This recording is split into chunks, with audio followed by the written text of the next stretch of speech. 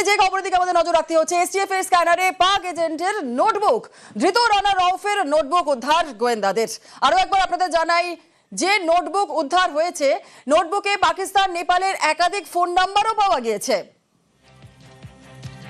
STF এর স্ক্যানারে পাক এজেন্টের নোটবুক, ধৃত রানা রউফের নোটবুক উদ্ধার গোয়েন্দাদের। নোটবুকে পাকিস্তান নেপালের একাধিক ফোন নাম্বার পাওয়া গিয়েছে। আরো বিস্তারিত জানাবে আমাদের সঙ্গে রয়েছেন আমাদের প্রতিনিধি অনুপ চক্রবর্তী। অনুপ, বেঙ্গল স্টেটের পক্ষ থেকে পাক গুপ্তচর আইএসআই যিনি এজেন্ট রানা রব তাকে গ্রেপ্তার করা হয়েছিল। গ্রেপ্তারের পরবর্তী ক্ষেত্রে তার মোবাইল ফোন এবং তার কাছ থেকে দেখা যাচ্ছে একাধিক তথ্য মিলেছিল এবং এসটিএফ এর জালে যখন তিনি গ্রেপ্তার হয় তার পরবর্তীতে দেখা যাচ্ছে একটি পুরনো নোটবুক তার থেকে পেয়েছে, অর্থাৎ রানা রবের থেকে পেয়েছে, যাতে পাকিস্তান, নেপাল এবং শ্রীলঙ্কা, বাংলাদেশের বিভিন্ন মোবাইল নাম্বার লেখা রয়েছে।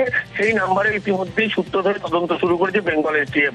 এইসব নাম্বার ব্যবহার করে তাহলে কি রানা রব মডিউলের হয়ে তার এজেন্ট হয়ে কাজ করতো? এই সমস্ত বিষয় কিন্তু আলাদা করে তারা খতিয়ে দেখা হচ্ছে।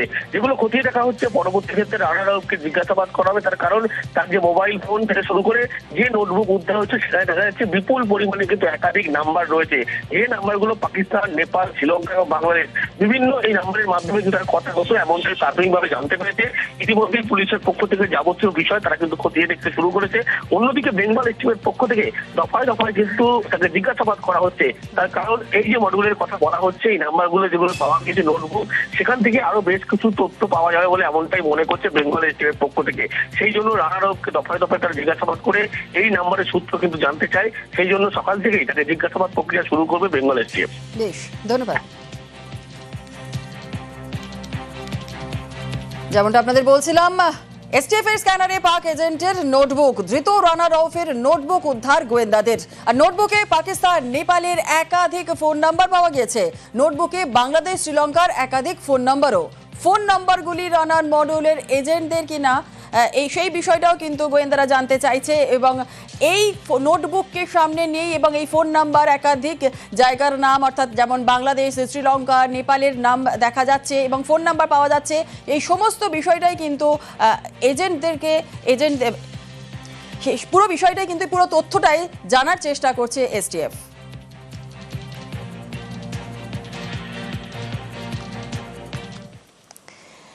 জুলাইয়ে বর্ধমান থেকে গ্রেফতার জঙ্গি হামিম মন্ডল। আর আগস্টে হাবড়া থেকে জালে পাকিস্তানি গুপ্তচর সংস্থার এজেন্ট রানা রউফ। সরকারি আইনজীবীর দাবি যে হামিমের মোবাইল ফোনে পাওয়া তথ্যের সূত্র ধরেই খোঁজ মিলেছে পাকিস্তানি গুপ্তচর সংস্থার এজেন্টের। এসটিএফ এর আরো দাবি, হামিম মন্ডলের সঙ্গে রানা রউফের কোনো যোগ নেই। এসটিএফ সূত্রে দাবি, ভারতের সেনা, নৌসেনা এবং রেলের বিভিন্ন গুরুত্বপূর্ণ তথ্য আইএসআইকে পাচার করেছে পাকিস্তানি সন্ত্রাসী রউফ।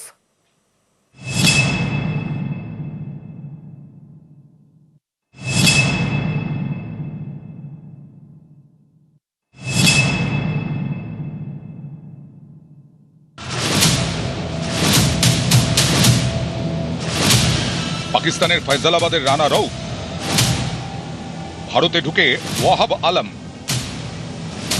কিন্তু নাম পরিচয় ভারী ও পার পেল না সে। মঙ্গলবার গভীর রাতে উত্তর 24 পরগনার হাবড়ার চোংদা থেকে বেঙ্গল এসটিএফ এর জালে রানা রউফ। পাকিস্তানি গুপ্তচর সংস্থা আইএসআইকে তথ্য পাচারের অভিযোগ আছে তার বিরুদ্ধে। এসটিএফ সূত্রে দাবি, পেট্রাপোল সীমান্ত হয়ে বাংলাদেশে পালানোর চেষ্টায় ছিল রানা।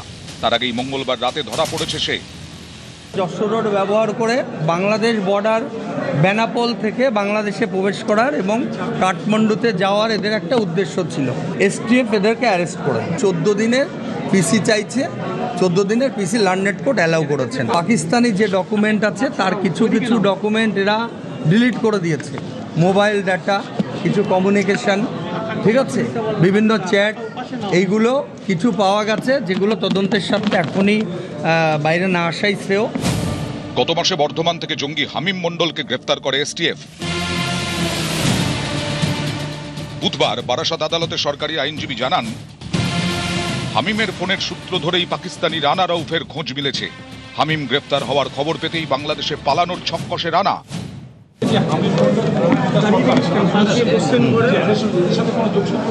এদের সাথে একটা যোগসূত্র পাওয়া গেছে কিছু মোবাইল নাম্বারের ভিত্তিতে। এদের মোবাইল নাম্বারটাই এই রানা রউফ এদের কাছে পাওয়া গেছে। এদের মোবাইল থেকে মোবাইল নাম্বার সূত্র ধরেই এদেরকে অ্যারেস্ট করা হচ্ছে। এসটিএফ এর দাবি হামিম মডিউলের সঙ্গে রানা রউফ মডিউলের কোনো যোগ নেই। এসটিএফ সূত্রে খবর 2012-এ নেপাল সীমান্ত দিয়ে ভারতে ঢোকে রউফ। বিহারের পাটনা হয়ে সে পৌঁছয় পশ্চিমবঙ্গে। হামিমের মতো সেও প্রথমে ঘাঁটি গাড়ে হাওড়ায়। গোয়েন্দা সূত্রে খবর হাওড়ায় থাকার সময় তপসিয়ার বাসিন্দা মোহাম্মদ ইজাজের সঙ্গে পরিচয় হয় রানা রউফের। তারপর সময় মতো ঠিকানা বদল। এসটিএফ সূত্রে দাবি ইজাজের মাধ্যমেই তপসিয়ায় নতুন ঠিকানায় থাকতে শুরু করে রানা রউফ। 2012 থেকে রউফকে ভারতে ভোটার ও আধার কার্ড তৈরিতে সাহায্য করে ইজাজ। তপসিয়া থেকে ওই যুবককেও গ্রেফতার করেছে বেঙ্গল এসটিএফ। আমরা এই মুহূর্তে দাঁড়িয়ে রয়েছি তপসিয়ার সেকেন্ড লেনে এবং এই যে ঘর দেখতে পাচ্ছেন এই ঘর হচ্ছে সেই ইজাজ আলমের। আপাতত বাড়িতে কেউ নেই এবং বাড়িতে যিনি রয়েছেন তিনি কথা বলতে চান না বলেই জানিয়েছেন। তবে এই বাড়ি থেকেই গ্রেফতার করে নিয়ে যাওয়া হয়েছে ইজাজ আলমকে। বেঙ্গল এসটিএফ সূত্রে খবর রানা রউফের ফোন থেকে ভারতীয় সেনা, নৌসেনা এবং রেলের গুরুত্বপূর্ণ তথ্য উদ্ধার হয়েছে। সেনা ক্যাম্পের একাধিক ছবি সে আইএসআই-কে পাঠিয়েছে বলে গোয়েন্দারা জানতে পেরেছেন। তাই বড় প্রশ্ন, স্বাধীনতার মাসে কি নাশকতার কোনো ছক ছিল রাউফদের? তাকে জেরা করে সেটাই জানতে চাইছেন গোয়েন্দারা।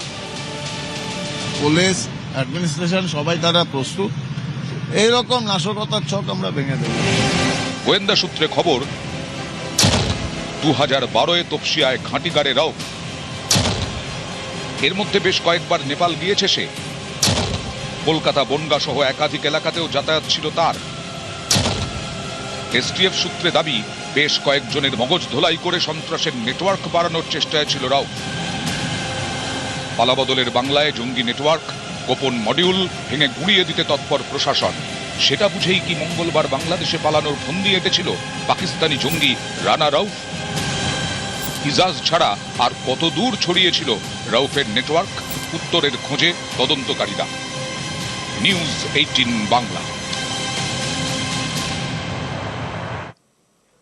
তৃণমূল জামানায় জঙ্গিদের সেফ হবেন বাংলা। আগের জামানায় পুলিশকে কাজ করতে দেওয়া হতো না। পালাবদলে সক্রিয় পুলিশ এসটিএফ, দাবি মুখ্যমন্ত্রী শুভেন্দু অধিকারীর। এগুলো কন্টিনিউয়াস হতো, এটা সেফ প্যাসেজ ছিল বাংলাদেশ থেকে যাতায়াত করার। বাংলাদেশ তো জঙ্গিদের ঘাঁটিতে পরিণত হয়েছে। তারা পশ্চিমবঙ্গকে সেফ করিডোর হিসেবে ব্যবহার করত। আগে বাইরের রাজ্যের পুলিশ এসে এগুলো অ্যাকশন নিত, এনআইএ নিত, এসটিএফ কাশ্মীর নিত, এসটিএফ আসাম নিত। পশ্চিমবঙ্গের পুলিশকে করতে দেওয়া হতো না। এরা কম্পিটেন্ট পুলিশ।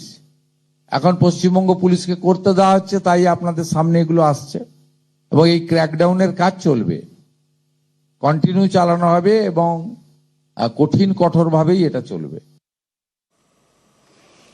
রানা ইজাজকে জেরা এনআইএর। আইএসআই যোগ মেলায় তদন্তে যুক্ত হচ্ছে এনআইএ। হাবড়া থেকে জালে জঙ্গি রউফ রানা। তপসিয়া থেকে গ্রেপ্তার সঙ্গী ইজাজ। দুজনকেই গ্রেপ্তার করে বেঙ্গল এসটিএফ। রানা ইজাজকে জেরা করবে এনআইএ। রানা ইজাজকে জেরা এনআইএ। আইএসআই যোগ মেলায় তদন্তে যুক্ত হচ্ছে এনআইএ। হাবড়া থেকে জালে জঙ্গি রউফ রানা। তপসিয়া থেকে গ্রেপ্তার সঙ্গী ইজাজ। আর এই দুজনকেই গ্রেপ্তার করে বেঙ্গল এসটিএফ। রানা ইজাজকে জেরা করবে এনআইএ।